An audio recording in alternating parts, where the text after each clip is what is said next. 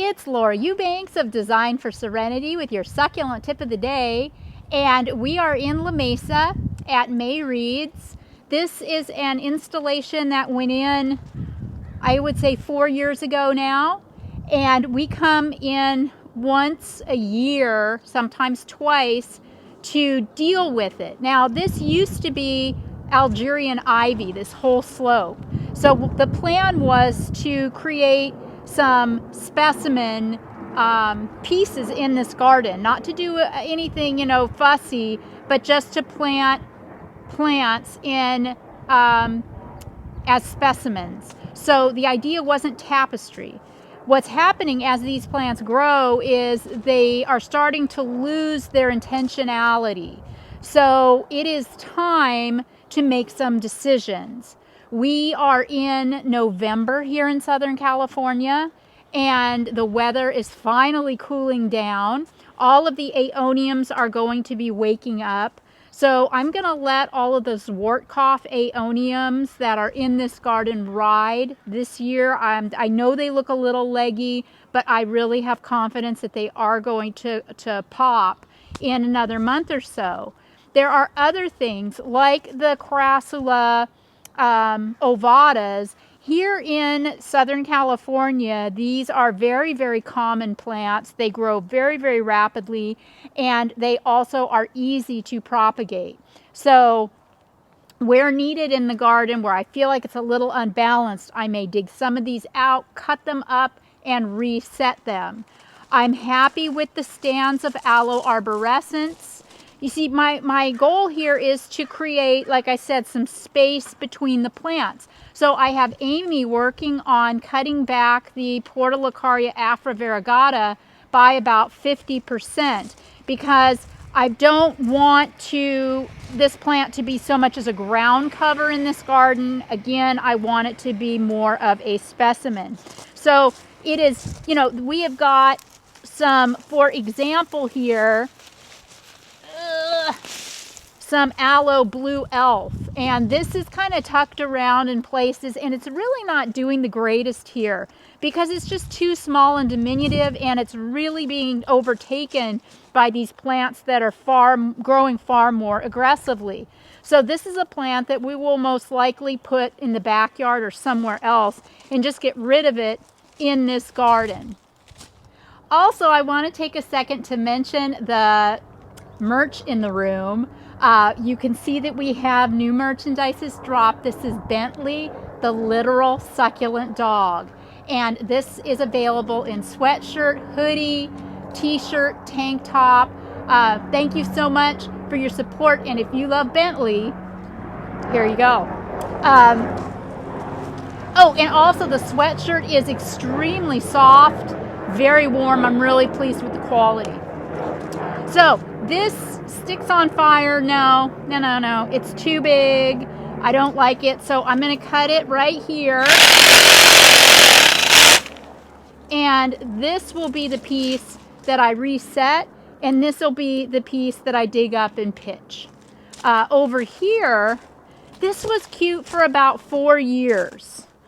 I had planted a Kalanchoe lattice-smithianthus or bear paws right up next to a Crassula lycopoidioides, and I loved the contrast, and it was, it just looked great. It doesn't anymore.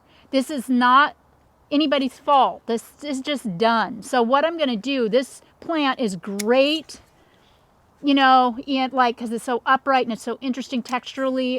These would be really good in gutter plantings, or if you have little arrangements that you'd like to make, or if you just want to start new little stands in your garden.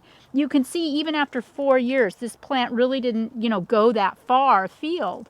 So I'm going to just get rid of the lycopoidioides because it's toast. It did not have a good summer, and I will just take all of the lattice-smithianthus, cut the tops off, use them in other presentations, and probably won't put anything back here. We'll have to wait for the end of the video to see.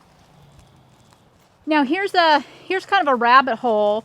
This Aloe cameronii and Crassula argentea sunset, I don't like this anymore.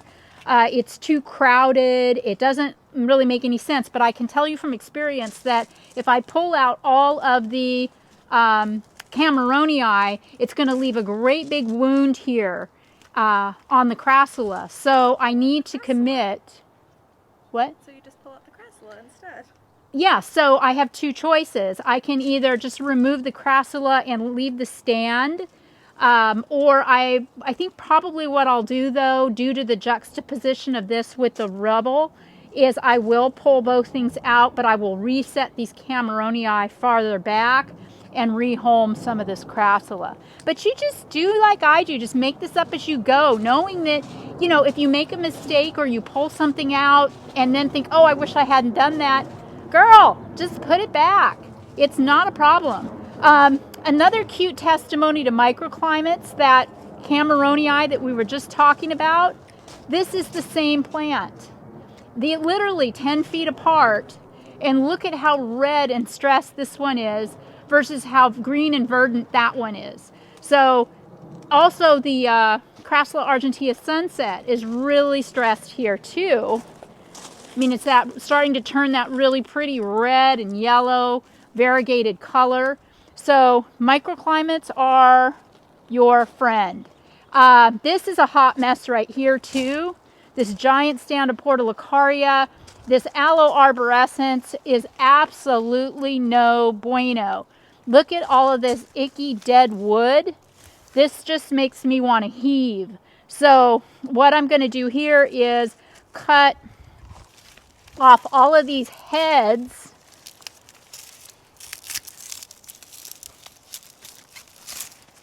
And then I'll clean off all the dead, dig up the trunks, and then reset the pretty top parts for sure with this plant. This is going to get reset.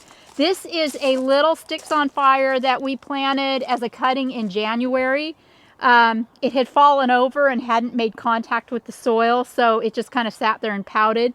But it'll be fine now that we have replanted it. So, you know, that's kind of where I'm at right now. A lot of trimming, a lot of snipping, a lot of clipping, and a lot of resetting. Okay, a couple of things to report that are very, very good is I saw zero evidence of aloe mite in this garden, which is like a first.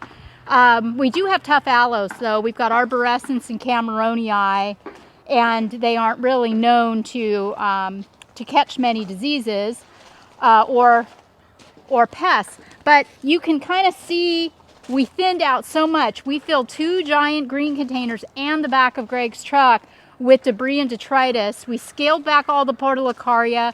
We removed some of the crassulas. We rehomed some of them. This is just going to be an ongoing process of maintaining balance in this gorgeous garden. It is predominantly, you know, simple plants. It's a lot of crassula. These Aeonium Zwartkopf I think will be good for another couple of seasons before we may have to replace them. But right now they're very statuesque amongst a lot of softness in this garden. So yeah, there were no weeds. This garden is watered manually. It's on an irrigation system, but it's a very old one, so it has to be turned on manually. And the client rarely ever does, because as you can see, the garden doesn't need it. So in regards to the sweatshirt, also just wanted to point out that this is a limited release. The Bentley merch will be available now as a celebration of Bentley. And then maybe we'll take it down and put it up again around his birthday or whatever. But we're getting so sophisticated with all of this. So if you're interested in having a Bentley sweatshirt or t-shirt, I suggest that you jump on it. They'd make great Christmas gifts, I'm sure. What else can I tell you about this garden?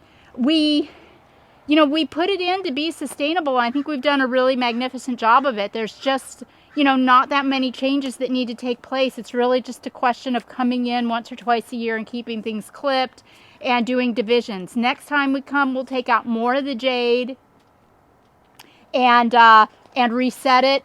But,